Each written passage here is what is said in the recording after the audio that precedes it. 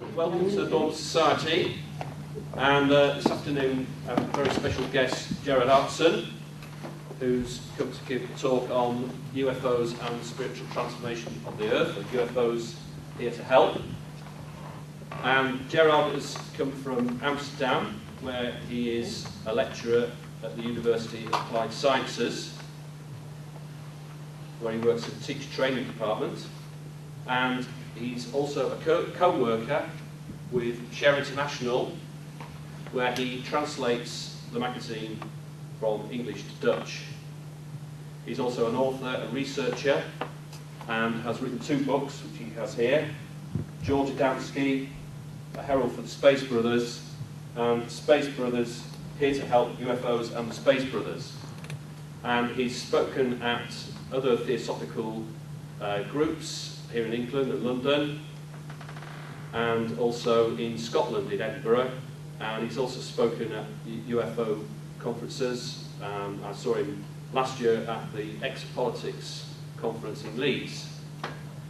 So I'm truly welcome Gerard Aartsen. Thank you. Thank you. Good afternoon, everyone, and thank you very much for having me. I'll just say about the questions. If Gerard said if you'd like to ask the questions after. Yes, that would be wonderful. Thanks.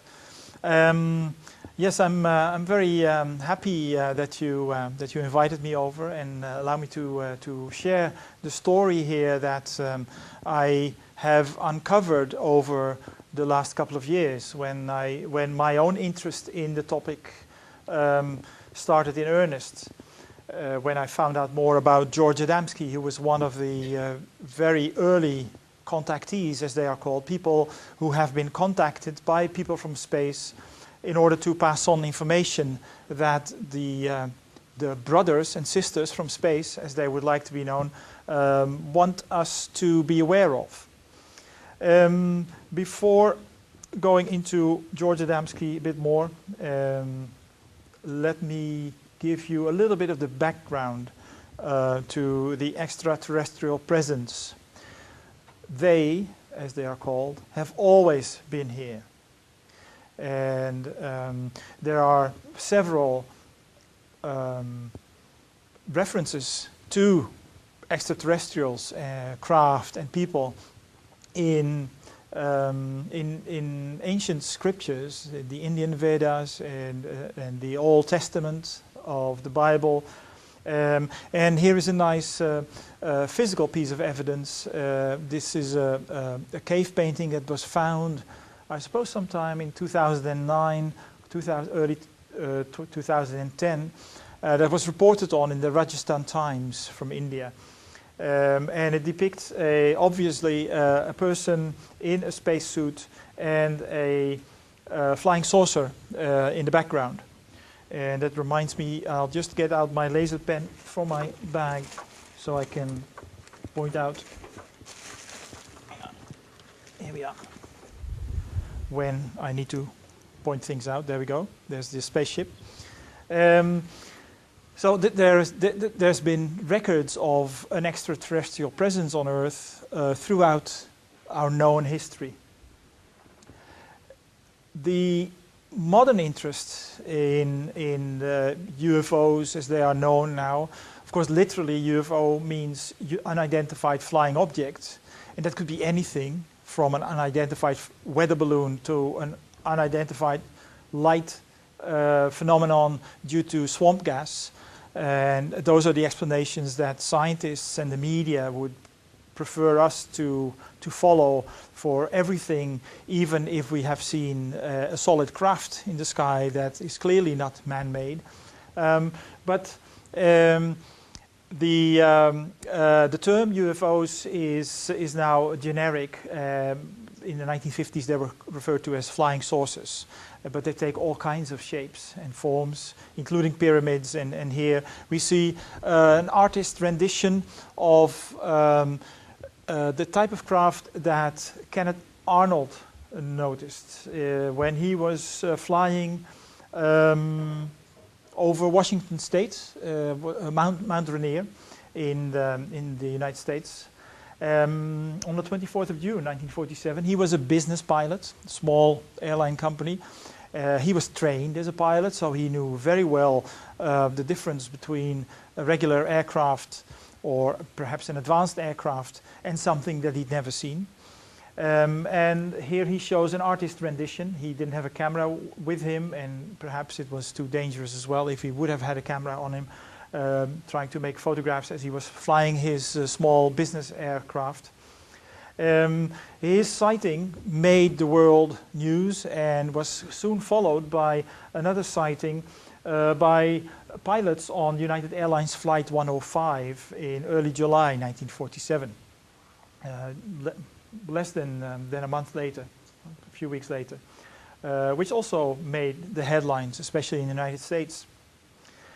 There was a huge frenzy among the people around the world about these unknown crafts. We had heard reports about strange lights that were following fighter jets during the Second World War over Europe. But apparently, from what I've seen and heard, they were not typically seen as craft. This time they were seen as craft, as discs, as crescents, and they were really grabbing people's attention. Even more so when one of those mysterious craft crashed over or near Roswell in New Mexico in the United States. I think it was on or around the 4th of July, 1947. And it made the headlines, definitely in the regional newspapers, local newspapers. As you can see here, RAAF captures flying saucer on ranch in Roswell region. And in addition, later that day, General Ramey empties Roswell saucer. But of course, that was too concrete, shall we say, for the authorities. So soon enough, we were informed that it was all a mistake, it was all a misunderstanding, it was just a weather balloon, according to the officers. The army was called in to debunk the whole story, that there was a flying disc that had crashed. And this is really the beginning of a huge disinformation and misinformation campaign designed only to make sure that the people on Earth would remain in the dark about the origin and the purpose of the visitors from space. This would go much farther even than just this sort of getting control of the media and trying to control people's perception of what had happened. In Brazil, this person, he used the pseudonym Dino Kraspedon to write his book, which came out in Portuguese in Brazil before 1959, but this is the year when the English edition came out. And in his book he says, if man changes his heart and makes up his mind to be merciful and good, he will at once have countless brothers at his side to help him. This is what he was told by his space contacts. He was contacted by someone from space who landed in a flying saucer. He was not the only one. In America there was Orfeo Angelucci, who was contacted in 1952, and he was told, we ask that you look upon us simply as older brothers. We have advanced a bit further than you, but we're no gods, we're merely older brothers. George Adamski, I mentioned him already, and he's one of the most important figures in the field of ufology, because he was the first really to come out with his story. He was the first to come out into the open and tell anyone who wanted to hear it about it that he had been contacted by a person from Venus, of all places, who had come out of a flying disc that had landed in the California desert in 1952. And he wrote about that in the book Flying Saucers Have Landed, which consists of two parts. One is a historical overview with many references to biblical times and the Indian scriptures. That was written by Desmond Leslie, a well-known Anglo-Irish aristocrat and an eccentric of sorts. Very interesting man. And to that book, which was a book in itself really, was added George Adamski's report on his contact with a person from space that had happened in, I believe, November 1952. Here is the cover of his second book, Inside the Spaceships, that came out in 1955, in which he related his extensive exchanges with people on board flying saucers and, as they are called, motherships, huge flying craft from other planets which carry the smaller disks to other planets, including Earth, where they go on probe missions to or take protective measures in terms of the environment and things like that. He was told, or he wrote in his book, their appearance is in accordance with the universal plan of brotherhood. There it is again. They are brothers and sisters. They are not evil aliens. And of course, this, we must remember, this was the 1950s. It was the height of the Cold War, the ideological war between the United States and the Soviet Union then, vying for people's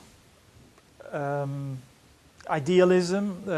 United States promoting freedom, Soviet Union promoting justice, and neither of which ideals, of course, being perfectly expressed because one cannot go without the other. They are not opposing ideas, they're complementary.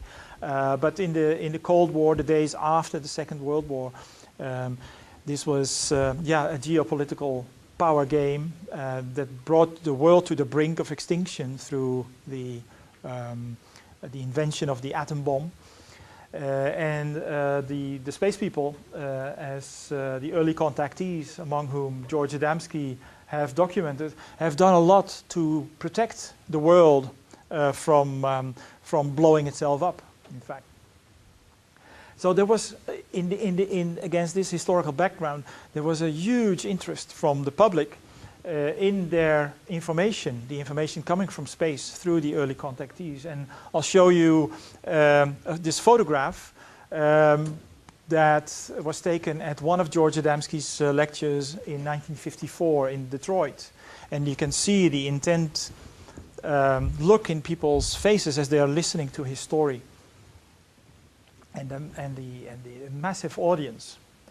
Of course, that got the authorities. This is this is about 7 years after the first sightings by Kenneth Arnold and the United Airlines pilots. And now the authorities really got worried. They wanted to control people's perception of the extraterrestrial presence, and especially the message of hope that they were bringing through the contactees, because it made people, of course, interested in solutions other than what our governments were presenting. The American government and their Western allies on the one hand, and the Soviet Union and the Warsaw Bloc on the other side. And they, in fact, began to bribe and intimidate contactees. The disinformation campaign started in the sense that people were ridiculed and maligned, and scientists were brought out telling the people that this was absolutely impossible, if not ridiculous. And only then did we begin to hear stories of abductions by aliens. Before that, from, say, the Second World War on, when we first heard about the Foo Fighters and when we heard about the flying saucers being sighted by pilots and crashing in the New Mexico desert, and all the stories of hope from the early contactees, nobody ever mentioned the word abduction. or experiments, or all of the modern atrocities that you read about in conspiracies now, gene harvesting, crossbreeding, and whatnot. This only started after the authorities decided that the contactees and their message of hope were getting too much attention around the world. George Adamski went on several speaking tours, the first time in 1959. He was invited to as far afield as Australia, New Zealand, went around Europe, gave several lectures there. He was again invited to several European countries in 1961. And what the authorities wanted was to get a handle on the situation, make sure that at the very least the public would be confused. Okay, so there's all these positive stories that gave people hope for the future, that there is a way out of the eternal conflict, it seemed almost, after the Second World War, now the ideological war with the danger of nuclear weapons.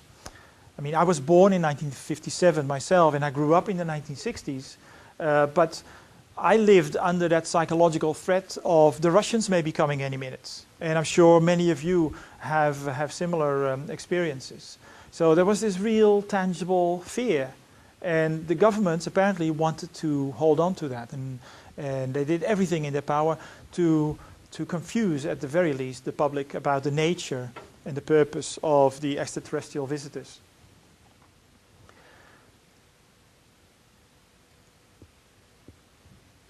In Italy, a man who has been fairly unknown until now, until recently, there was Alberto Perego.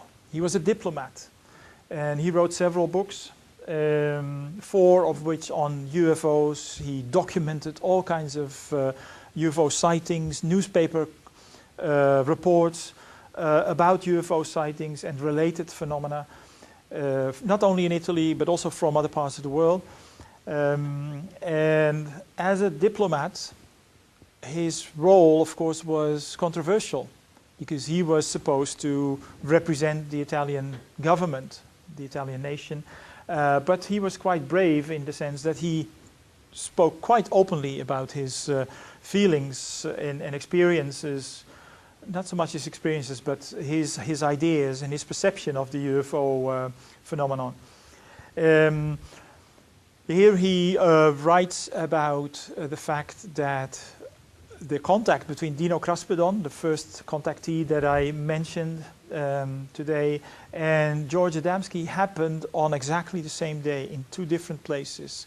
20 November 1952, Dino Kraspedon was contacted in Brazil. George Adamski was contacted in the California desert.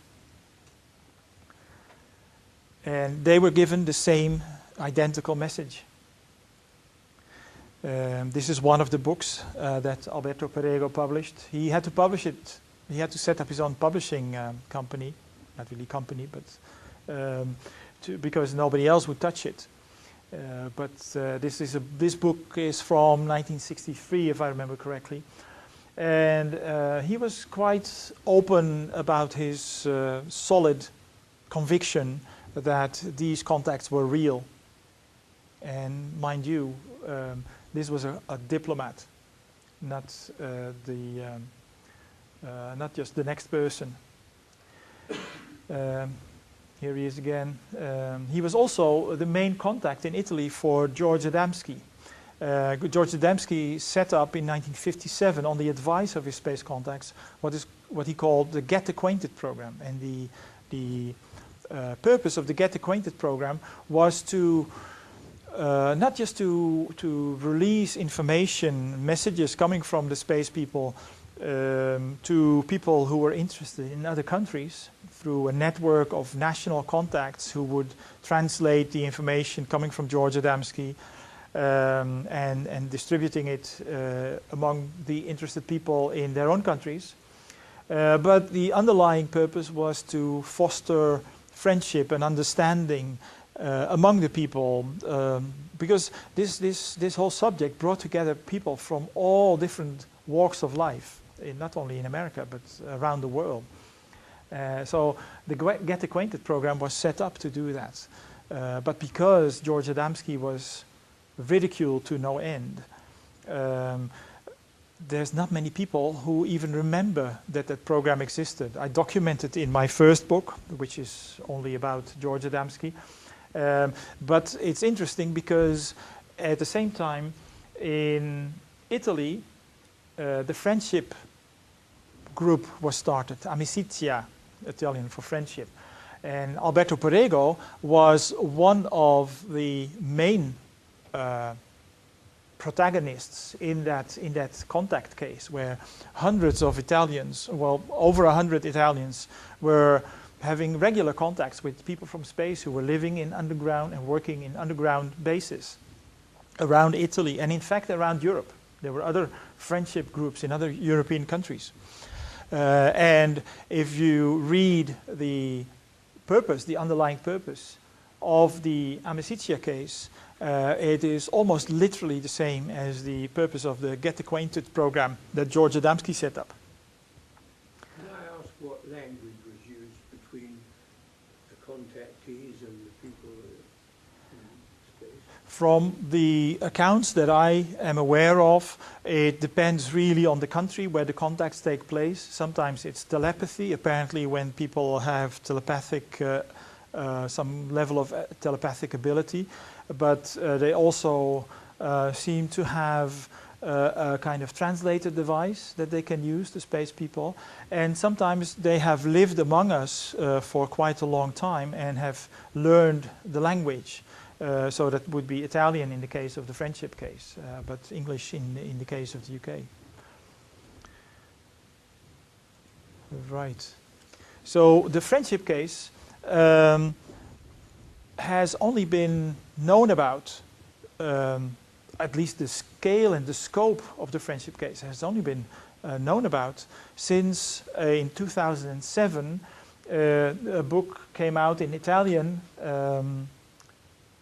No, I don't remember the Italian title, but in any case it was translated as Mass Contacts, and it came out in English in 2009, and a very interesting and inspiring documentary based on that book, or the part of that book that is about the Amicizia case, came out in 2010, Il Caso Amicizia. It has an Italian title, but it is available, it can be found online on YouTube with English audio, accessible for every English speaker. Very, very interesting. And the friendship case involved several, not just Alberto Perego as a diplomat, but several other high-profile Italians. And I mentioned a few here: Bruno Samosizia, Paolo Di Girolamo, Gaspare De Lama, and Bruno Ghibodi. Bruno Samosizia died in 2003, and it was just shortly before he died that he decided to share his story with the world. And his story, his account, forms the main part of the book Mass Contacts, as far as that deals with the Amicizia case. The first part of Mass Contacts is about a case in Spain, and the second part is about the Italian Amicizia case. Paolo Di Girolamo is still alive and has written his own book, but that hasn't been translated in English. Gaspare De Lama, a well-known painter and I believe also an art professor, not entirely sure, but in any case a painter, is still alive. And Bruno Ghibodi was a well-known aviation and science journalist who worked on a TV documentary in 1963. And he was interviewed in 1963 about the Amicizia case, but at the time it wasn't known that it was such a massive scale, such a case of massive contact. I've uncovered that interview and some articles that I've used as part of my research for my second book, expanding the information that we now have about the friendship case from the book Mass Contacts. Here is a photograph, very rare photograph, because this is the only photograph of Bruno Ghibodi that I've been able to find. at his desk. And here is a photograph, one of many hundreds of a flying saucer that was taken by participants in the Italian friendship case. The documentary that I mentioned shows several others.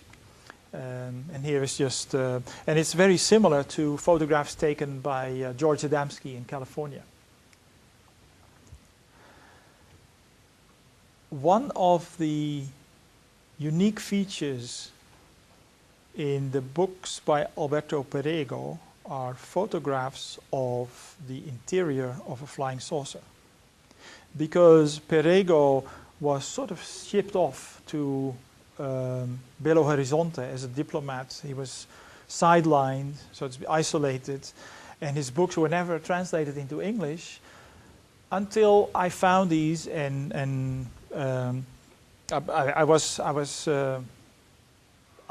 nobody could have stopped me from using these photographs in my book because they are such an important part of UFO history, and they are documentary evidence of real contact between people on Earth and the space people who have allowed people to enter their spaceship. The photograph is grainy, I'll give you that. I had to reproduce it from a rather poorly printed photographs in Alberto Perego's books. These are from a book from 1958. Not the best printing quality at the time. They were printed quite small, so I had to enlarge them. But they're fascinating. Here is another one, more of a slightly elevated view with a chair in front with a triangular backrest in front of a screen or a monitor, or the table here. See if I can I go back? This table, apparently, according to the description in Alberto Perego's book, has on the globe on top of the table indicates the position of the flying disc relative to the planet, and then the tabletop apparently had an enlarged view of the flyover area. That's how the people who made the photographs describe the function. And here is this is where the table is here, and these are things that the description in the book says the use of these things is unknown. So these are quite unique photographs that have been unknown in the English-speaking world until now. Here are photographs also from Alberto Perego's books of an extraterrestrial pilot. I can't tell you if they are the same person or if they are three different people.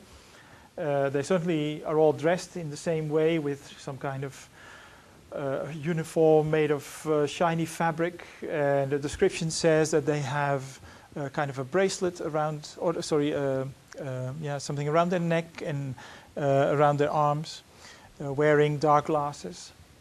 And these were published actually in two different books, and they have never been seen together. They've certainly never been seen in the English-speaking world, but even in the Italian original books, they've never been published together. So this is a treat for you.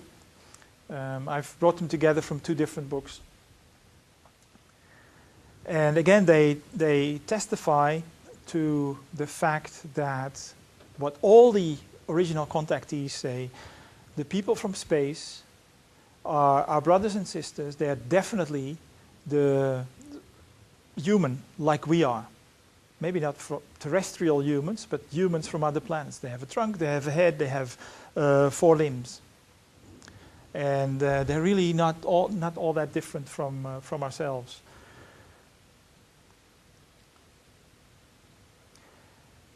Interestingly, the friendship case has branches in other parts of the world. Through the story of Bruno Samasicia, whose account formed the main part of Mass Contacts, as I've said, Um, we already knew that there were other bases around Europe where extraterrestrials were doing very much the same thing as they did in England, in Italy, sorry, with hundreds of Italians. There are friendship activities now also known in South America, where Octavio Ortiz and his family have been running and are still running, I suppose, their own, what do you call that again in English? They have their own private radio station where they have private communications with other amateurs, radio amateurs. And at one point they overheard a distress call from a ship somewhere off the coast of Chile. And they were then asked to relay the distress call to the captaincy somewhere else, where the ship couldn't get through to, by one Alberto, who was the captain of the ship called Mytilus II. And that is how they got in contact with a mysterious community on the island, which, strangely enough, but is known in Chile as Isla Friendship, an English name for an island in Chile. They have recorded hundreds of communications with the people on that island. The book about the case written by Mr. Ortiz, unfortunately, is also has not been translated into English. But I have, for research for my book, I asked a friend who reads Spanish to go through it and get me some interesting quotes, which I've used in my book.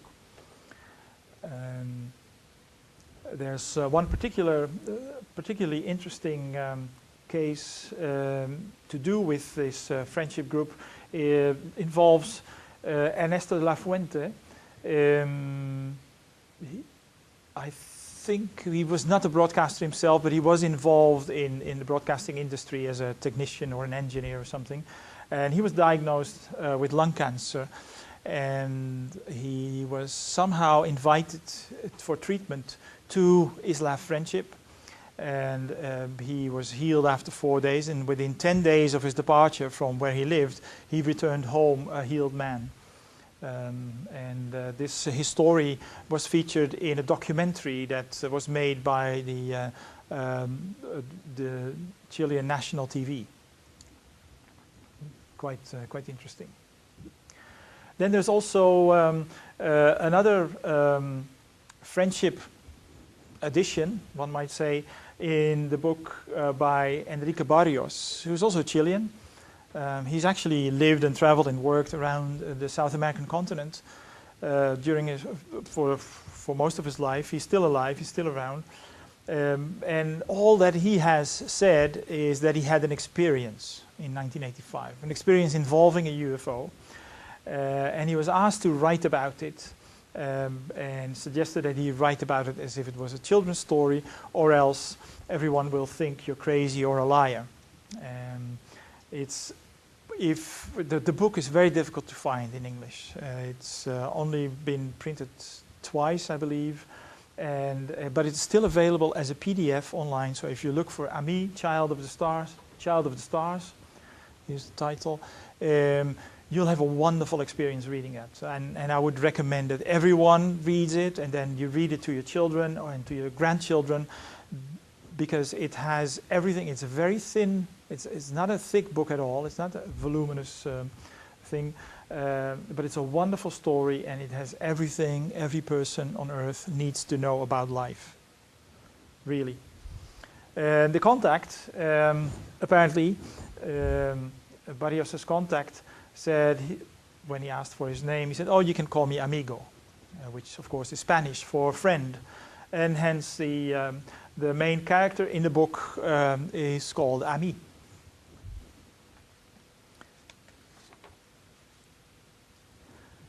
So we have the early contactees who have never talked about abduction. They've never said a negative word about their extraterrestrial contacts. And as to the purpose of the extraterrestrial visits, they've only been very positive. I've shown you here some of the later contactees who are very much in line with the story of the early contactees, in as far as they've not been tainted or contaminated with any of the disinformation that the governments are still putting out. But then we also have a growing number of dignitaries and officials who go on the record and who have only positive things to say. I've just put a few of them on this slide here to briefly mention them. I have a handout. It's not a handout, but it's something on display that you can read with quotations from 11 different people, all officials or dignitaries, testifying to the benign intentions of the space people. And here are a few of the main ones. Pope John the 23rd, who had an amazing experience. Apparently he had several experiences, but one amazing experience was related by one of his assistants. Happened in the summer of 1961 when he was in the garden with that assistant of his summer palace, summer residence, Castel Gandolfo in Italy.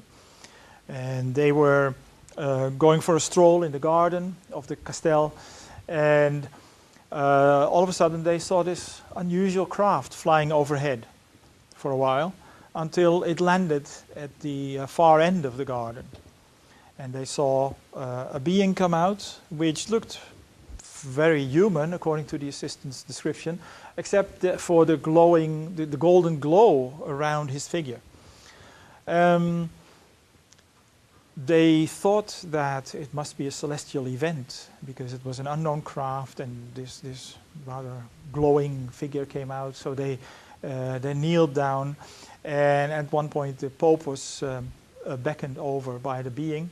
So the Pope got up, the assistant stayed put, and he relates how he saw the Pope communicate with the being from the flying disc for about 15 minutes. When the Pope came back, he said, the sons of God are everywhere. Sometimes we have difficulty recognizing our own brothers.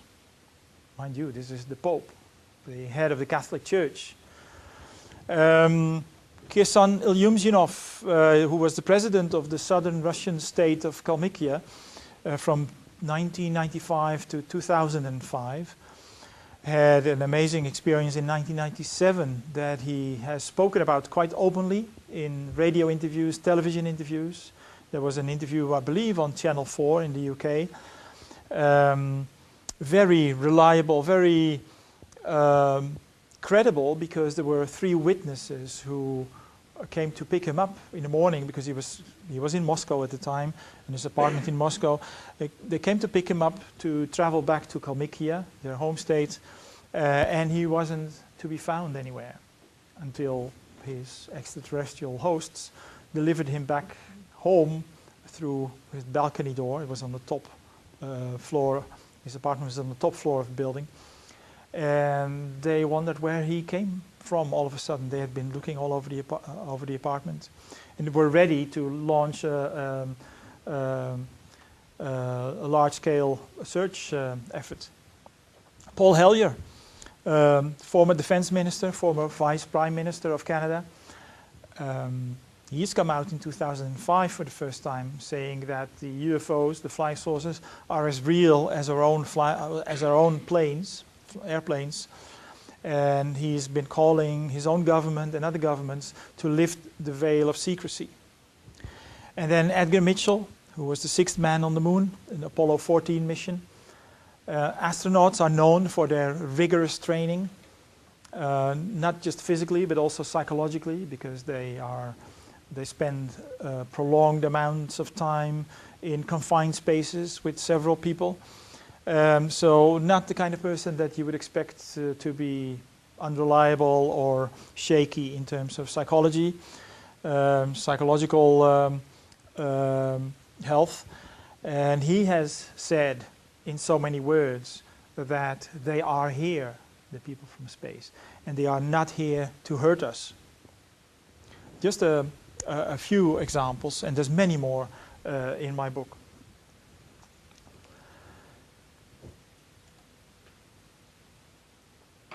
And of course the question we should ask ourselves when we hear stories of abductions or that are trying to make us doubt the purpose, the intentions of the space people, we should ask ourselves, why, if they've been here for so long and there's documentation that they've been here for so long, why would they have waited until we had developed this destructive capability of nuclear weapons to conquer us? All these things, it doesn't add up. It just doesn't make sense. If you look at the misinformation and the disinformation that authorities have put out, it just doesn't add up with the evidence.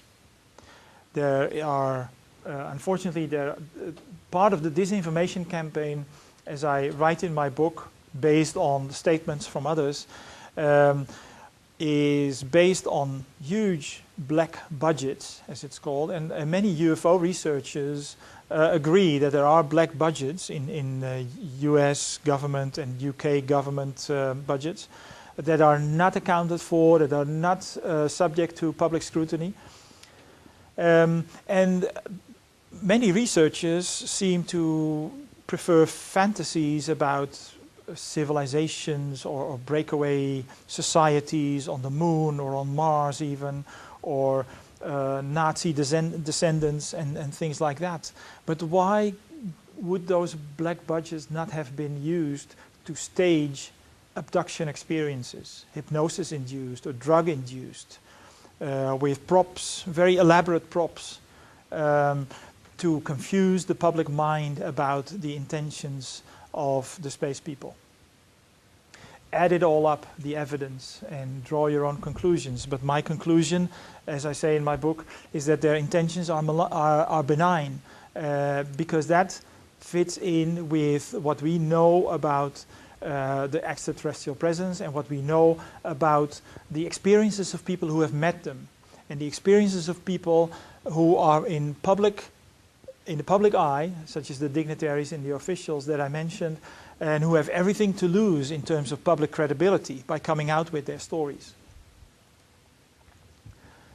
Why would they have waited to conquer until we had developed the ability to blow ourselves up? They waited because there is nothing to conquer. They're not here to conquer. I need to, oh goodness, time is flying. I was going to give you some background as to the physicality of flying saucers, and I'll try to do that then in a few brief minutes. Here are some photographs from a very interesting sighting in July 2010 over the city of Hangzhou in China, where we see a mothership very similar to the motherships that George Adamski describes in his books, and that he has also made some photographs of. Here it seems to be departing, but these are all taken from different parts of different locations in the city. So a very different case to brush off as a hoax. Some media attention to the sighting. Here is another compilation of photographs of UFOs ranging from disc-shaped light appearances and cloud-shaped. It looks like they disguise themselves as a cloud, to luminous, very brilliant, luminous appearance over, what's it called again, that mountain in Japan? Mount Fuji, thank you. Here's another very clear disc-shaped thing, and this one almost seems translucent, or transparent almost, over crop circle formation in Holland. So they seem to be able to take on different shapes and different forms and different levels of physicality. And that has everything to do with the fact that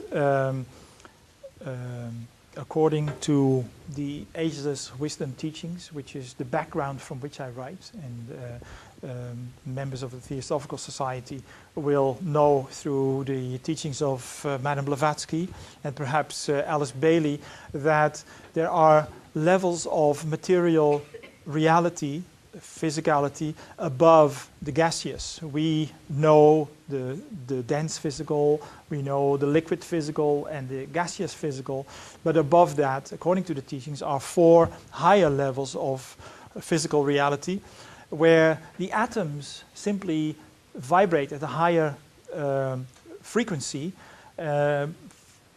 because of which they elude our range of vision. They are beyond our range of vision. They're still material, but not visible to us.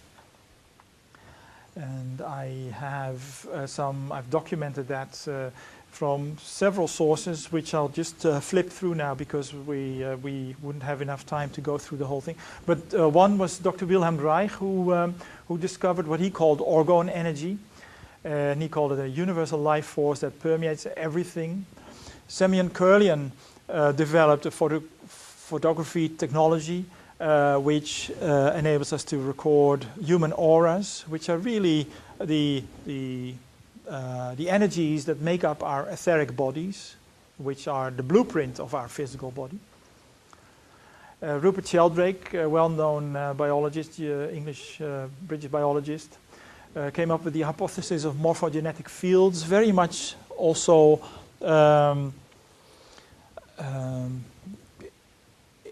very much the notion of a memory bank in nature from which all the physical forms in nature descend. He did an interesting experiment with African bullfrogs that I won't go into today. But just recently, Brian Appleyard in the Sunday Times wrote, "We are all surrounded." This was a review of Sheldrake's work. "We are all surrounded by as yet undetected fields which carry information from the past that forms new organisms." So all testimony to the existence of the higher planes of matter, which is documented in the teachings through some diagrams, where here we have the these are the 7 planes of the solar system, and here we have the solar, the cosmic physical plane, with the dense physical, liquid physical, and gaseous physical, and the 4 higher physical planes, which I've enlarged here a little bit. So we have the dense, liquid, gaseous, and the 4th, 3rd, 2nd, and 1st ether. And that is where life on the other planets is happening. That is where we find the cities and the people and the rivers and the animals on the other planets in our system. But because we can't see it with our limited scientific knowledge and technology, our scientists just brush it off, the whole idea of life on other planets in our solar system. There may be planets outside in other galaxies that harbor life according to their theories, but of course they are limited. Here is some evidence, very interesting evidence of craft existing on higher planes of physical reality. Here is a craft that appeared in a photograph after it was printed. The photographer didn't see it. Over a valley in Peru in 1989. And another one, quite similar in terms of how it appears on the photograph, over a crop circle formation in 1999. It doesn't stop there, though. While researching my book, I came across these video stills on a Spanish weblog, where this was made by a lady called Monica Cole from Argentina. And she was on a hiking trip with some friends in the Ongamira region. And she was filming her friends from a slightly elevated position. The friends and she herself did not see these beings of light as she was filming or when they were walking there. This is an enlargement. Only when she came home and looked at the film, the video, did they see these beings apparently coming out of the ground, coming out of an exit of light in the ground.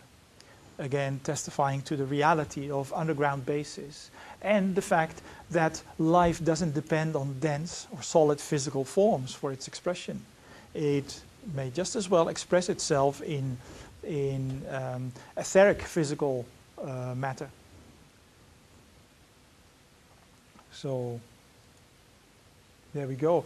And interestingly, also escaping the attention of most UFO researchers, interestingly, there are descriptions of this kind of etheric reality in the books by the early contactees. George Adamski says there is no way of describing that light exactly, because the extraterrestrial craft do not exist in solid physical matter. They can flick a switch and then make the atoms of their ship, of their craft and their instruments and their bodies drop into our range of vision through lowering the rate of vibration. And they do that temporarily to make people aware of their presence or whatever. But they don't depend on that for their existence. But because they are not in solid physical matter, you cannot be taken up in your solid physical body into a ship like that. You have to be taken out of the body into your etheric body. You can be taken on board a flying saucer. And apparently that's what has happened, and most people are not even aware when that happens. There's an interesting description I found in one of George Adamski's books recently, where he's on board a Venusian mothership, I believe, and he's among a group of people from Venus, and they see him reach for his cigarettes in his pocket because they know him. They have been in contact with him several times throughout his life, in fact. And they see him reach for his cigarettes, and they say, "Oh, you can light up if you want." So when we are taken on board spaceships, we are taken on board in our etheric physical body with the counterparts of our physical clothes and the physical items in the pockets of our clothes. It was interesting to see that he actually was offered the opportunity to smoke if he wanted to. But several contactees write about how special it feels to be on board a spacecraft. Here's a description from Orfeo Angelucci, who says, "Seated in that chair, I felt suspended in air. As I leaned back and relaxed, that feeling of peace and well-being intensified." And that's no wonder, of course, when you're away from the bonds of the physical body. And here is a description from Giorgio Di Bitonto's book, another contactee from Italy. "We found ourselves in a state of well-being which changed us and awakened all the sleeping powers within us. An energy that was more spiritual than physical." And an interesting addition to this type of description comes from an American scientist, Michael Wolff, who wrote the book The Catchers of Heaven. He was a scientist in the service of US government, working for a number of years alongside extraterrestrial scientists in a laboratory in the United States. And he says about his experience on board a spaceship, "We were standing in what seemed to me as a very familiar room, brilliantly lit, and the light seemed not to emanate from any single source, but was everywhere." So we have these descriptions from both early and later contactees. Now, most contactees and I would suggest to you that these are the authentic, the genuine contactees, agree that the space people are here to help clean up pollution, nuclear pollution, which is worse, apparently, according to the information coming from Benjamin Graham, who speaks in the tradition of Madame Blavatsky and Alice Ann Bailey. And I'll talk a bit more about him in a minute. Benjamin Graham says that the pollution, the nuclear pollution, is worse on the etheric planes, because that is where our Geiger counters cannot measure what is happening. And that's no wonder, because our scientists do not even know about the existence of the etheric planes of matter. And that is where they cause the most, where nuclear radiation causes the most damage, because it disintegrates our etheric vehicles, and therefore also the etheric counterparts of our brains. Hence the increased occurrence of Alzheimer's in ever younger people, because we have been spewing out this nuclear radiation since the discovery of atomic energy and its application in bombs and its setting off in nuclear tests and in nuclear power stations. And it's only gotten worse over time. And were it not for the endless efforts on the part of the space people, this planet would have been uninhabitable already, in terms of that our lifespan would have decreased dramatically. They're also here to diffuse political and military crises. Several descriptions of that in George Adamski's work and the books of other contactees, and confirmed also by Benjamin Graham. And they're here to share their knowledge and technology. One example of that sharing of technology is represented, one might say, in the beautiful crop circles, which occur in places where the energy lines in the magnetic grid of the planet, the electromagnetic grid, cross, where there are vortices of energy. And they apparently strengthen that or reinforce that in a way, duplicate or replicating on the physical plane, even if it's etheric physical, the electromagnetic grid of the planet, which will form the foundation of the new technology of light, and that will give us all the energy we need for domestic use, for industrial use, for transportation, once humanity has abolished war as a means of resolving conflict. A bit more about that in a minute. Now, it's interesting that they are here now in such large numbers and apparently ever more visible. In 1958, Desmond Leslie, I mentioned him already.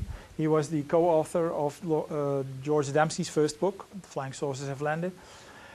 He also wrote a novel called The Amazing Mr. Lutterworth. And in the finale of the novel, he writes about a space brother who inaugurates the time of splendor, as it's called in the book, by distributing the key to unlimited energy in front of the UN General Assembly. Interestingly, in 1962, Desmond Leslie acknowledged that the novel was in fact 75% non-fiction. And that's quite amazing when you read the book. It's still, it can still be found secondhand from time to time. And not only was it 75% non-fiction, but it was based on Adamski's mission of informing the world about the extraterrestrial presence and the purpose of their visits. Similarly, Canadian researcher for the Canadian government, a researcher into the presence of extraterrestrial craft, wrote in, I believe it was 1958, when certain events have transpired, we will be able to learn from them, the space people, and bring about the golden age. Leslie called it the time of splendor. He calls it the golden age, which all men everywhere desire deep within their hearts. Enrique Barrios writes, or has his character Ami, based on his experience in 1985, say the following: "You have already entered the age of Aquarius, but only in time, not in deed. The Earth begins to be ruled by other kinds of laws and cosmic geological radiations. There is more love in people, but they still continue to follow principles that belong to earlier levels of evolution. And what occurs is a clash between what people feel internally and what they are obliged to do externally, and this will ring true with everyone who is still who is working, who is in a working situation in large organizations, where, and as a teacher, an educator, it is my daily experience that what you are required to do because of the system goes against your intuition and your nature as a teacher. And you know that what you're required to do actually undermines that which you're trying to do. We have Giorgio Di Bitonto, we just saw him a minute ago. "No single event that have ever yet happened on earth can compare with that which stands before you now. You will be led by a new Moses, which we all love and admire greatly." This is what Di Bitonto was told by his space contacts. He will lead all the people on this new exodus like a good brother or father. These are all allusions to what the ageless wisdom calls the doctrine of the coming one, where every major religious tradition expects a new further revelation. The Jews are waiting for the Messiah, the Buddhists await the fifth Buddha, Maitreya Buddha, the Hindus are waiting for a new incarnation of Vishnu, the Muslims are waiting for the reappearance of the hidden Mahdi, and of course the Christians are waiting for the second coming of Christ. And these are all different expressions of the same universal doctrine of the coming one. And in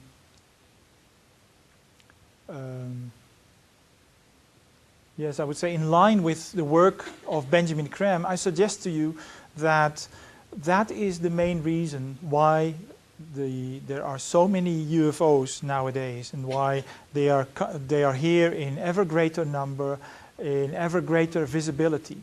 They are here in support of that momentous event in the history and the evolution of the human race, where we will be reunited with our own elder brothers. Because just as the evolution on other planets, several other planets, may have gone ahead of our evolution on Earth, resulting in spiritually advanced beings, as described by many of the, most of the early contactees and many of the later contactees.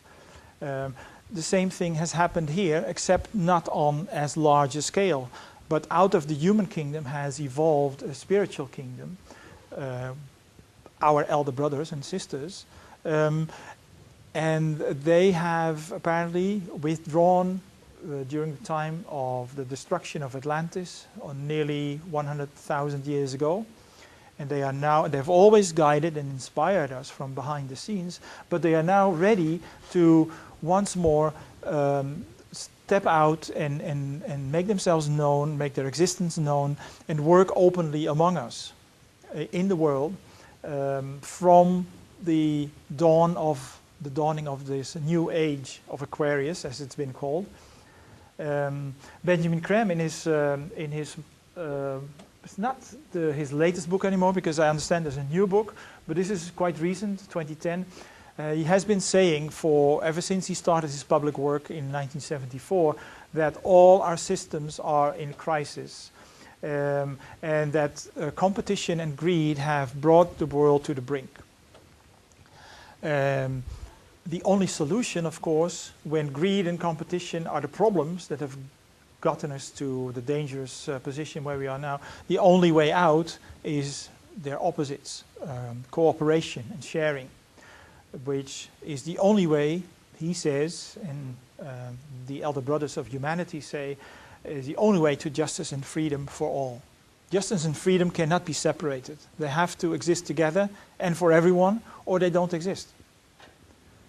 The rich may think that they are able to buy themselves freedom or justice, but if that depends on the bondage of other people or the poverty of the majority of humanity, then what kind of freedom is that?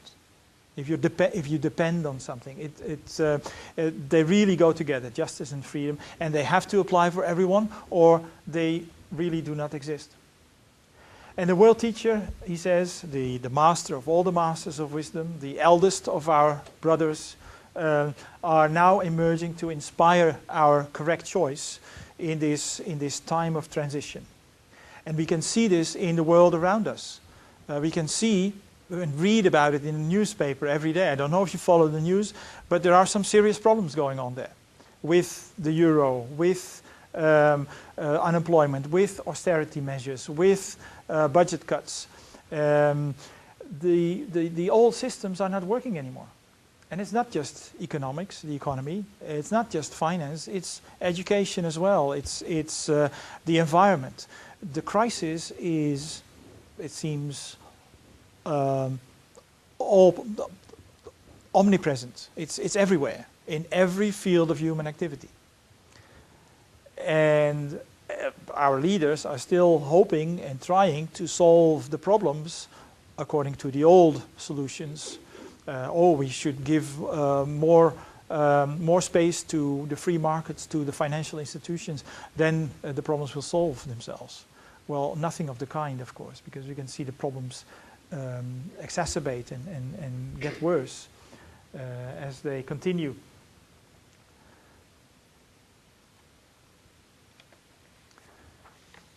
And what is so hopeful about this time is that we see all these people, real people, ordinary people, take to the streets, reclaiming their lives, reclaiming public spaces, hence the name Occupy, of the largest, the best known movement at the moment.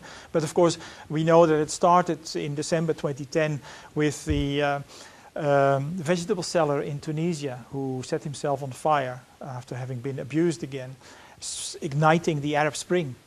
And the Arab Spring, contrary to what the media might want to lead you to believe, is far from over. It's still being fought by very brave people in Syria and Oman and other countries, still fighting for their freedom and still fighting for justice, still fighting to get rid of dictators.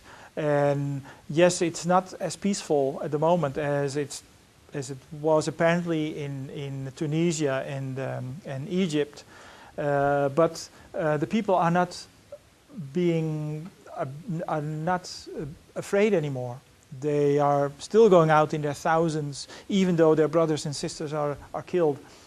And the interesting thing is that already in 1962, in an article, George Adamski said that about the changes that are happening in the world now, because it's not something that happens overnight, it's not something that happens over a span of 10 years. This has been happening over several decades. But already in 1962 he said that there will not only be geophysical disturbances, but also changes in society itself. And they will be of many shades and variations. And of course, Occupy Wall Street is one of the most prominent and most visible, or at least evidence of change in that direction. We had, after the Arab Spring, we had the indignant movement in Southern Europe, and now we have the Occupy movement all over the world. I'm referring back to Benjamin Cramp's master that he's been working with since 1959, who said recently that the uprising of the people is the voice of the new time, the time of justice and sharing, freedom and love. It is the voice of the people, and the people have awakened to their unity and power. And this will not go away, quite the opposite. This will lead us out of our present misery, will lead us out of the increasing crisis. And it augurs really well for the future, because that's where experiments in new forms and new structures and new ways of relating, new solutions to problems are created and cultivated. So we have a gathering of the forces of light. Mankind itself is awakening from our cosmic slumber. We have the masters of wisdom with the world teacher at their head, who stand ready to emerge once more into the public eye. Need I remind you of the allusions in Desmond Leslie's novel, in the description of Giorgio Di Bitonto and Wilbert Smith, and there are several others that I've used in my book, referred to in my book. Benjamin Graham's work is based on the teachings as they have come to us through Madame Blavatsky and Alice Bailey, but the same information has been coming from other sources as well, and that's what makes it so interesting to see that connection between the coming of the UFOs, of the flying saucers, the extraterrestrial presence, and the return into the world, everyday world of humanity's elder brothers, the masters of wisdom. Very soon, a face that by that time will be familiar will be on television sets all over the world at the same time. That will be the face of the world teacher. He will be asked to address humanity, and his presentation, his declaration will be about 15 to 20 minutes long, according to Benjamin Graham. And during his declaration, he will give us a brief historical overview of the spiritual heights from where we've come to the material denseness that we've descended into.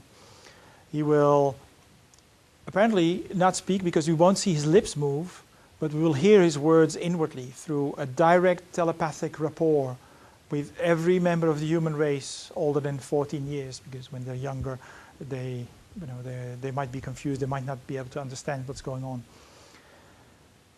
At the same time, when we hear his words, each in their own language, because it's telepathic, so you'll hear him in English, I'll hear him in Dutch, the Russians in Russian, and the Japanese in Japanese, etc., etc. His energy of love, he's the embodiment of the divine energy of love on this planet. Will pour out in such potency that he has said it will feel as if I physically embrace you. And thirdly, at the same time, there will be hundreds of thousands of miraculous healings, spontaneous healings around the world. And Benjamin Graham always says in his lectures and in his books that in those three ways we will know that that person and only that individual is the world teacher for the new age. And from then on will start the time of splendor, the golden age, as Wilbur Smith called it, the age of Aquarius, as it's been called by many others. And that age will be based on justice and freedom for all. So it is indeed a very momentous point in time for the human race. Yeah, it's a shame that not more people are aware of it. But could there be a better reason for the presence of the brothers and sisters from other planets who are looking after us, who are trying to help us, inspire us to look after ourselves, to look after the planet? It is, I submit to you, the only viable reason for their presence in such numbers as they are here now. And so to round off, in my book, I have tried, and I think I succeeded in documenting the connection between the core of all religions, the ageless wisdom teaching, the shared wisdom tradition of humanity, and the messages from space, on the one hand, and the connection between the mass popular uprisings that we see now, the crisis that the world is in, the coming of the UFOs, and the return into the everyday world of the masters and the world teacher at the start, the dawn of the new age of Aquarius. Thank you very much. I'm sure we've got lots of questions you'd like to ask Gerard. I don't know. Let's be first. I don't know. No? No questions? Yes, at the back. Hi. If you see orbs Yes. How do you know if it is north, sometimes they're indoors, or whether it's something else? Not knowing what a north is actually. Yes, I would not be able to tell you. I do know from the UFO literature that the space people quite commonly use probes, as they call them, and they're little orb-like instruments that they are able to send out and control through their instruments or through their thoughts to do measurements or to listen into people's conversations or to record people's responses. I understand they're also used in the creation of crop circles. But I do not know if all the orbs that are seen or recorded on photographs are probes. I doubt it, because sometimes you see photographs with very many orbs. So I wouldn't know. I wouldn't be able to give you a definite answer on that. Okay. Is there a lady there? No? Okay. Some of the pictures of orbs I have seen have had human faces on them, and that was not put there by dodgery of the camera or the person who took the picture. Yes, I've seen those photographs. Sometimes I think people are interpreting what they're seeing, but again, I really don't know if they are in any way related to the UFO phenomenon. Yeah. In the friendship case, is it known which planet the space birds came from in that particular case? Not as far as I've read. I've read through Samasicia's account and Stefano Breccia, who is listed as the author of the book Mass Contacts, has added some information of his own, because he was also involved, even though at a later stage, in the contact with the extraterrestrials. And as I said, I've read earlier documentation, an interview with the journalist Bruno Gibodi, and nowhere that I remember do they mention the planets that they are from.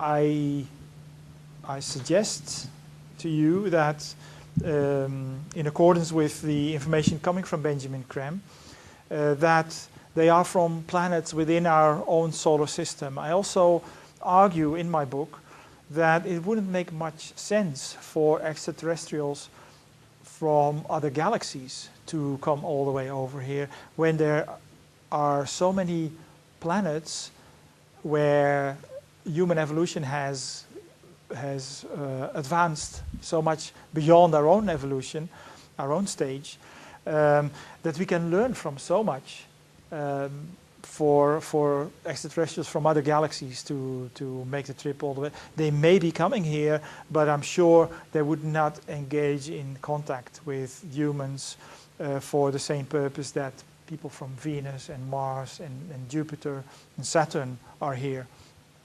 And again, no, I don't remember them mentioning, these contactees, the planets that they are from. There was a gentleman called Sixto Paz came over some years ago who'd had an experience of going into a spacecraft, and he was shown where they lived on Ganymede. But he didn't know whether that was through the mind or whether they actually went there. But it turned out his friend said that he had only been gone 20 minutes, so it was obviously telepathic that he'd been shown this, how they lived, and that all the dwellings were rounded, there were no corners anywhere in their buildings. Mm-hmm. Yeah. Yes. Yeah. Have you come across Sixto Paz? No, I haven't, I must say. He's from Peru.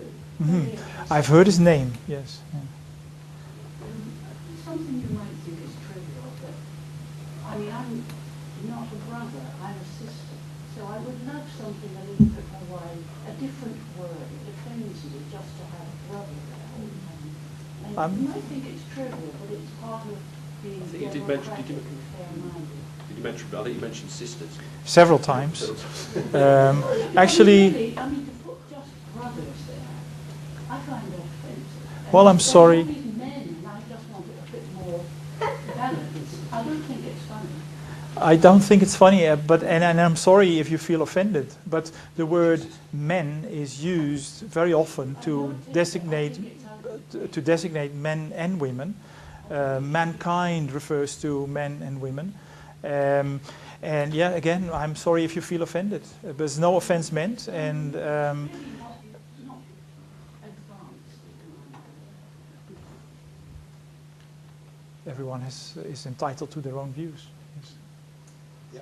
I've read before that the actual UFOs are not of a physical nature.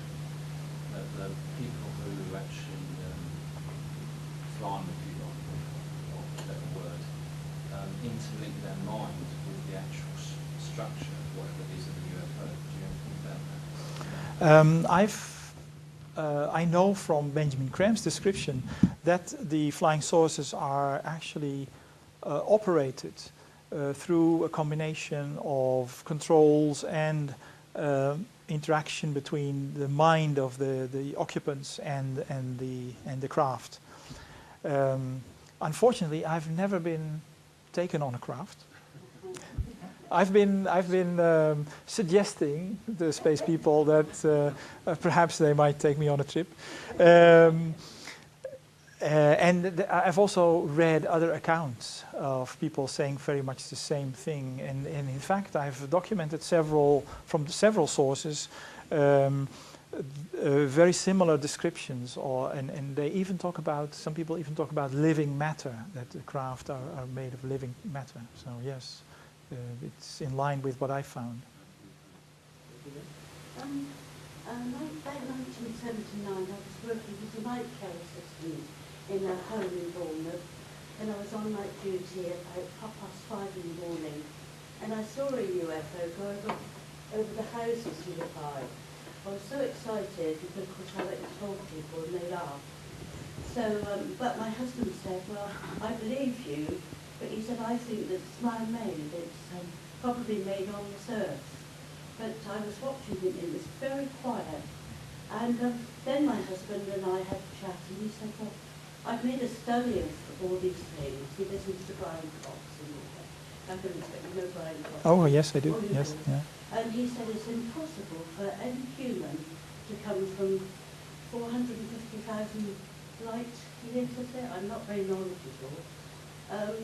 You know, to reach our Earth. He said it would just be impossible. So how would you explain this? The way the space people themselves explain it is that time and space really do not exist on the higher etheric planes of matter.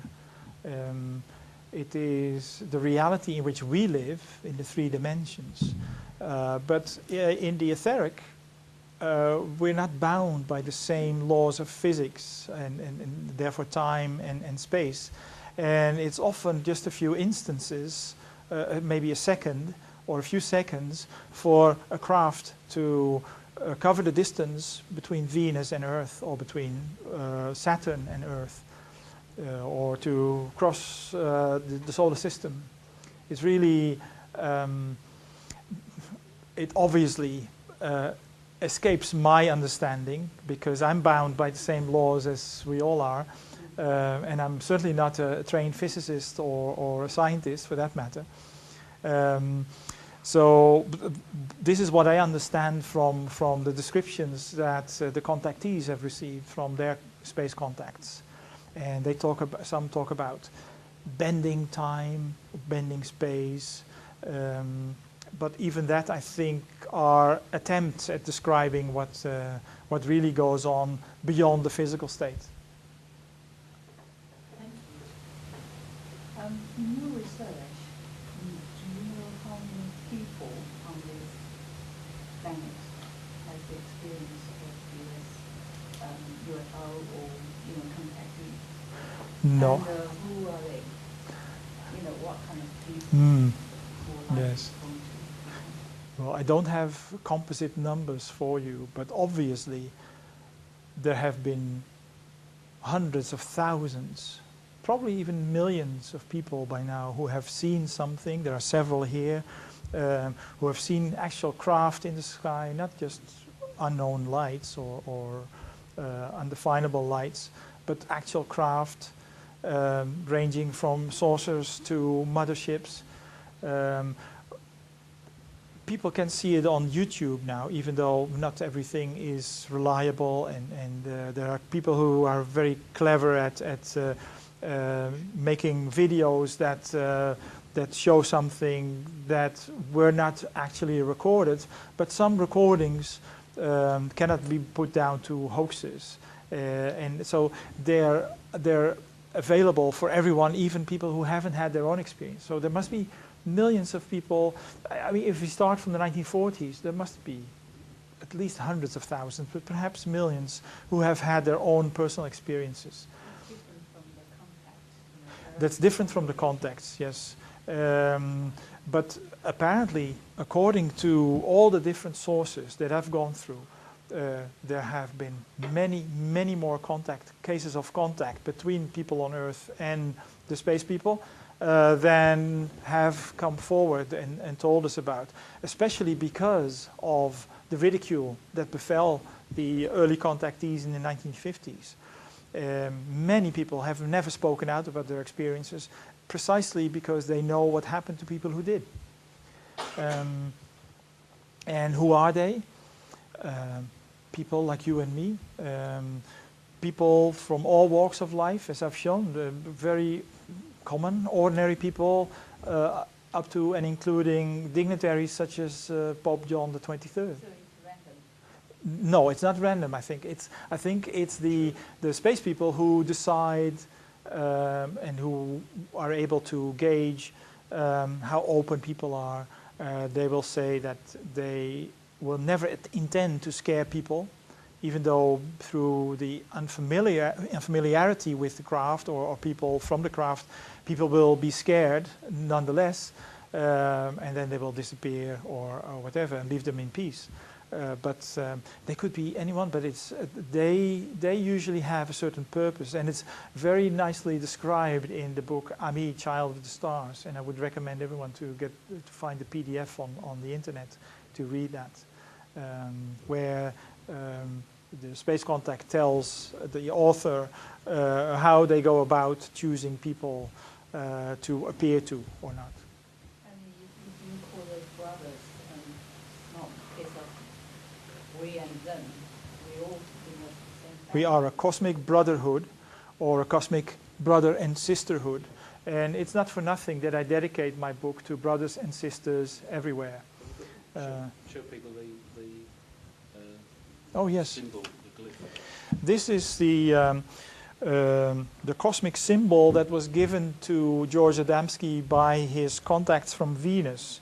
And in his description, apparently he used this for his Get Acquainted program. And in his description, he says that this part represents the male or masculine part of creation or humanity, and this the feminine or female part. There is a definite balance in male and female in the universe, and there's no bias, not even on the part of the creator, and that people use words to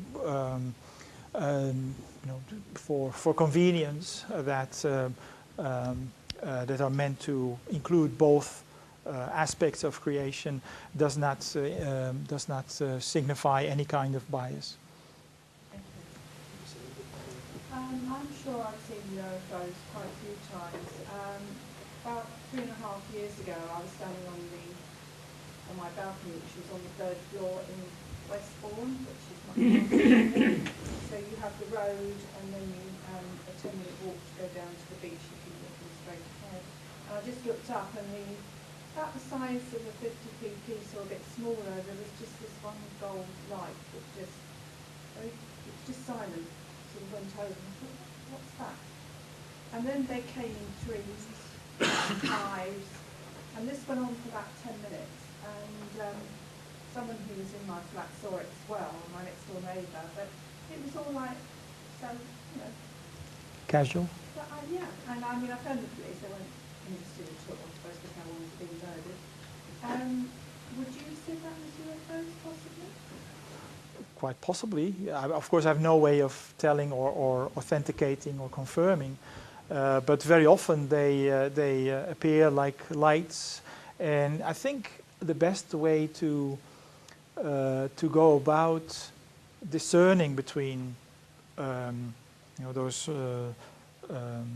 lights that people light, tie balloons, or what are they called, and extraterrestrial. Sorry. Lanterns. Lanterns, yes, that's the word I was looking for. And extraterrestrial craft that appear as lights could they be confused with planes or helicopters or craft that we know about, is by observing their behavior. Are they making movements that our craft cannot do? Are they changing colors? Are they changing size, perhaps? So it's those things. When you look for those things, that should help you determine whether it's an actual sighting of something extraterrestrial. Well, I tried to work it out in my head, each time I've seen something, whether it could be. But because they were so near to the roofs, I thought it couldn't be aircraft. I've got a feeling it was before the Chinese lanterns were popular, 3.5 years, 4 years ago. Yes, yeah. It just didn't seem, and because they were so near the trees as well, Yes. couldn't be anybody flying at night, or gliding or anything. Yeah. The problem is, of course, that because of the disinformation campaign, many people, including UFO researchers or UFO enthusiasts, are so ready to dismiss sightings as misinterpretations or hoaxes when they're on video or things like that, just so they will be taken seriously. But I think in many cases they've been brushed aside, unjustified, just because people want to be taken seriously and not be confused with the first UFO enthusiast or whatever. I would like to know, you said that they are here for helping, to help. Yes, absolutely. That is relaxing, and they are not here to be invading about the thoughts. Because, we take Europe, we have been fighting for years and centuries. France against Germany, Yeah. Germany against Italy. So now we are having the euro, and we said, oh good, what a nice idea, we are having the same coins. And now we have got this problem again, that we are not succeeding in doing better. I wonder, are they really helping? Or just, they said, oh my God, what can we do with these people living on Earth? It takes so slow to evolve, and there is something maybe they are not happy about that. Well, I'm not sure if there's a recorded interaction between the space people and the euro, but I do know what Benjamin Graham has said about this specific attempt on the part of the European Union countries, member states, to create an economic unity. And he has said that that is not part of the divine plan for humanity. It has been forced really on the people of Europe and sold as an idea for economic reasons, to make it easier for corporations to trade and get costly exchange rates out of the way, etc. And of course it's convenient for people. I personally always thought that it was, it had something when you cross the border from Amsterdam to Brussels, that you need different money, and if you go to other places, and I still need to do that when I come to England. The underlying motive for the creation of the euro currency was purely economic, and that is exactly the root of the problems that we find ourselves in. Everything has been given a price tag, including water, and before long it will be clean air. Everything if you work in a large organization, every single aspect of work has been analyzed and given a number or price, and it all needs to add up so that we make the maximum profit. And all in this race of competition towards bigger profits. And the profits, of course, benefit only the few, and ever fewer people. So that goes against what humanity needs. I don't think it has anything to do with the appearance of flying saucers in our skies that the euro isn't working. Those are mistakes that we've made and that we perpetuate, and thereby make our lives more difficult. As the longer we take to come to our senses, to get down to the nitty-gritty and decide and see that competition and greed do not work, the longer our problems will last. But at the same time, it seems that humanity is actually going quite fast, especially in this time, in realizing what is wrong. We may not be seeing that in our politics, in our leaders, in the solutions that they're putting forward, or even in the newspaper reports. But when you look around you, in the world, in your communities, and see the inspiration in young people and what they're trying to do, I think you'll find it quite amazing how fast humanity is moving away from, or a large part of humanity is moving away from the old ways of competition and greed. And I think we have every reason to be hopeful. And I'm sure the elder brothers of humanity and the space people, the space brothers, would not bother to come here if they thought it was a lost cause. I just wanted to ask if you're maintaining that all the hundreds of thousands of UFO abduction cases throughout the world over many years now, many decades even, are all attributable to governments trying to throw a spanner in the works.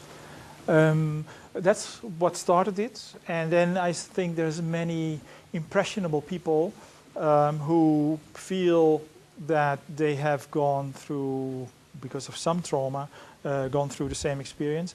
And there's a lot of people who just are addicted to the attention. So in all, I think that comprises that group. I don't think there have been millions of recorded abductions, but... Not millions, but very, very many. Yes, and I think that none of them will be, in the end, will be shown to be attributable to extraterrestrial activity. No. But history will show the facts, no doubt.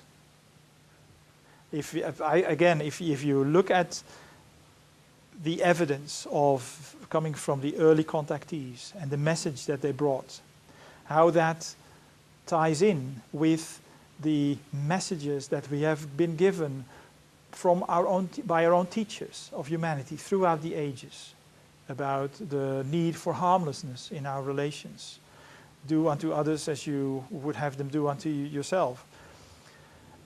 If you look at the fact that there were no abduction stories before the disinformation campaign started, if you look at the fact that none of the dignitaries and officials have never said anything about abductions, if you add up all those things, I think the facts are clear. That's my conclusion. Just carry on that theme. You have already some sort of cooperation, like in Area 51 in the States, where there's back engineering and progression technology between the American government and ETs. What's your thoughts on that area? Well, this is actually an established fact. Michael Wolff, I was first made aware of the fact that extraterrestrials work alongside Earth scientists through the work of Benjamin Graham. He mentioned that in one of his books, and I was surprised to read that. But later on, I learned about Michael Wolff's work and book, The Catches of Heaven.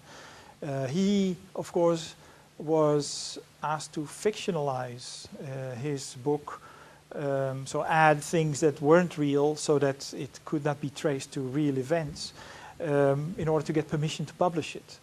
But when you read his book alongside the accounts of early contactees and later contactees, then you can pick out the bits that others have experienced as well. And one of the things that he says is that he worked with alongside extraterrestrials. Later on, there was just recently, actually 2 years ago, Hong Kong researcher Neil Gold interviewed a French engineer, Philippe de la Messugère, and he knew Michael Wolff. Michael Wolff died, I think, in 2001 or something. Yeah, it's on YouTube. Yes, yeah, the interview is on YouTube, yes. And this interview was from 2 years ago. And Mr. de la Messugère confirms that he actually was in a room with Michael Wolff one time when 2 extraterrestrials walked in. So that's like witness testimony. Yes, In a yeah. court of law, that would be That would stand up. acceptable. Yeah. And Yeah. there's a photograph, isn't there? Yes, with a reflection. With reflection. Yes, and there are, of course, the accounts in the mass contact book of Samasitia and some of his associates, who were invited into underground bases where extraterrestrials were working. Yeah, so it comes from different sources. Yeah, yeah, and I think that's one of the best ways to go about verifying information, because there's so much confusion around. Edgar Mitchell, the astronaut, says there's more nonsense going around about UFOs and the extraterrestrial presence than actual knowledge. So I think what we need to do is check, when we have a piece of information, check that against other sources and see how it holds up. Yeah. Thank you. You're welcome.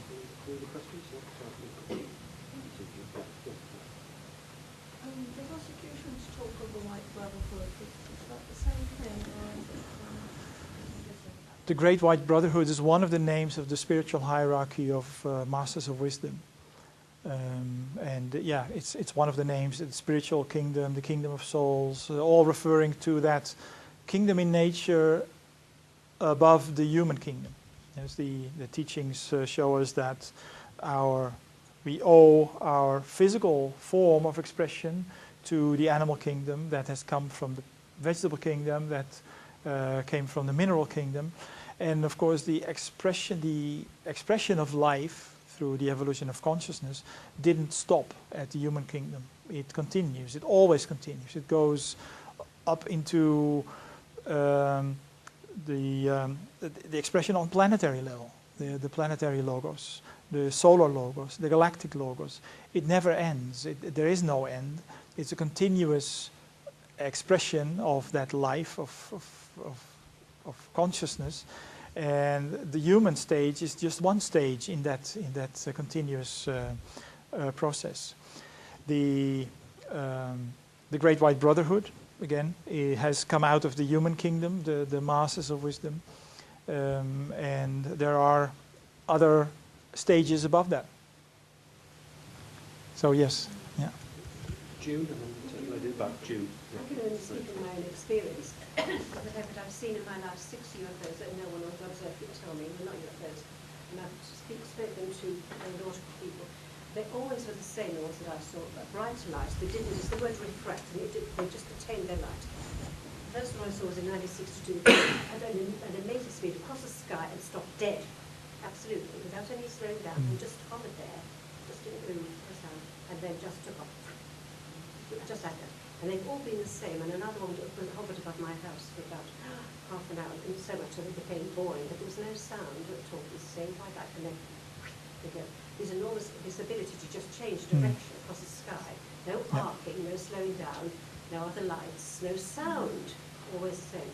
And the other point, when you were talking about sort of time, space, and travelling and all that, during meditation at one time, I was sitting in a room, and I had the image of a huge head come in front of me, and I travelled through that head, and it was like going through a filing cabinet, all the emotions and the knowledge of man, da, da, da, da, da. Suddenly I was on the outside of that round head, and it was as though I had my back to the earth, the symbolic earth there, and up to the right there were two stars, and suddenly I was mentally on one of those bright stars, and the voice said to me, to know it is to be there. A voice silent within my thinking, I might add, and hear it in my ears. To know it is to be there. So I think that's another way of travelling. If you know a place, it's like remembering what you did yesterday, or if you went on your holidays, you can weep in our own way to remember that. This was different. The people from other planets who are obviously more advanced than we are, as well as the masters of wisdom on our planets who have come from Earth humanity, can travel by thought. Because they're not bound, again, they're not bound by the limitations of the physical world, the 3 dimensions. So in other words, if you've been somewhere, you could go back there again like that, because you knew it, you could do it in your head. The lady at the back, I was thinking this lady, as she was speaking, you think of these people from outer space as superhuman, almost like heavenly bodies. It sort of almost links up to my mind with sort of a religious feeling about their powers. They would certainly, and I've quoted some writers who were asked not to see the people from space as gods or demigods.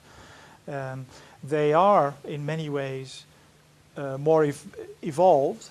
And they're certainly more technologically advanced, but as a natural process. And they are the ones that are more advanced. But at the same time, there are people in our solar system who are not as far evolved or advanced as humanity is. So it's a continuous stream of life, expression of life, that we're all traveling that path of evolution, and we haven't all started at the same time. We're not all traveling at the same pace, at the same speed, but it's all coming from the same source and going back to the same source, but with some kind of individual consciousness picked up on the way. You don't think that they're here to save us from our own behaviour that's going to ruin us? We will go before the earth if we don't look out. No, I don't think they're here to save us. They're here to help us save ourselves. We can't save ourselves on our own and progress slowly. Well, we are saving and will be saving ourselves with the help and the inspiration and guidance of our elder brothers, the masters of wisdom, and they wouldn't go through the trouble of coming back into the everyday world if they didn't think it was worth or the trouble, or if they thought it was a lost cause, as I said. So yes. Yeah. I can accept that there are beings that are more highly evolved than human beings and that they don't need to be in dense physical bodies. I think that's what you're saying. But then I don't understand why they live on a physical planet if they're not physical beings. Well, obviously, the dense physical forms that we see are the precipitation on the dense physical plane of whatever blueprint there is, in this case a planet. But if you go to Mars, if we send our probes to Mars or to Venus, we don't find anything there, anything that we would call life. So apparently George Adamski says somewhere that all life depends, or there are no beings that just float in space anywhere. They're all connected to a planetary body, and planetary bodies are connected to the body of a solar system, so to speak. There is some kind of grand divine plan underlying it all, and I suppose the little lives depend on the big lives. There's some kind of dependency, and that goes into areas of knowledge that where I would be out of my depth. So they're not sort of in another dimension? I suppose some people... Three-dimensional Yeah, I suppose some people would refer to the etheric planes as different dimensions, but they're really just higher levels of the same matter, but on higher levels on higher frequency levels. Yeah.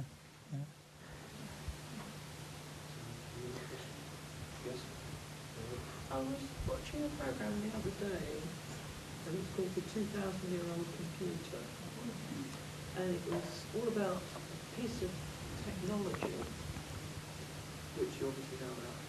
Is there any possibility that, since you say that these people are more technically advanced than we are, because there doesn't appear to be any sort of explanation as to how a 2,000-year-old engineer could come up with something as complex and requiring such fine workmanship as they did. Is there any link, do you think, between help that was received back in those times?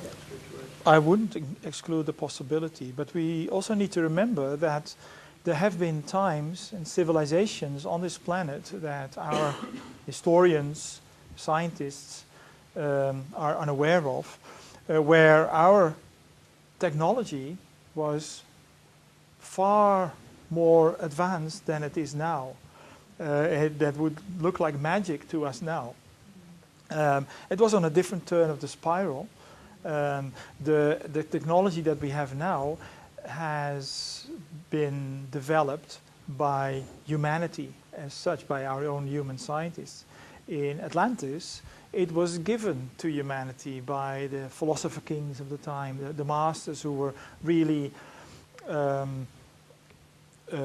overlooking and governing countries or kingdoms or etc.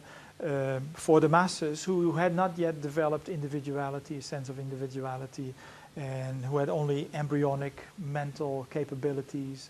But the technology then, as a gift from the gods, you might say, and they could have been masters, but they could have also been a cooperation between masters and the visitors in those days. Yeah, so it could be either, it could be a combination.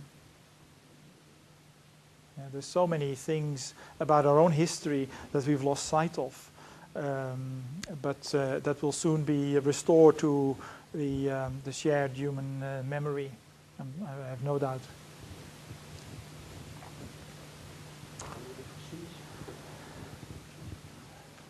Maybe. Thank you very much indeed.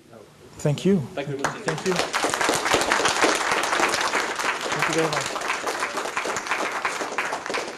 Thank you very much indeed. I think you successfully, I'm saying you taught, you've integrated all the ancient ageless wisdom teachings, Adamski's teachings and other contactees. And I first came across Gerard's work through Share International, as I said, and also he has a website, Our Elder Brothers Return, which is an online reference library. And he also has a website.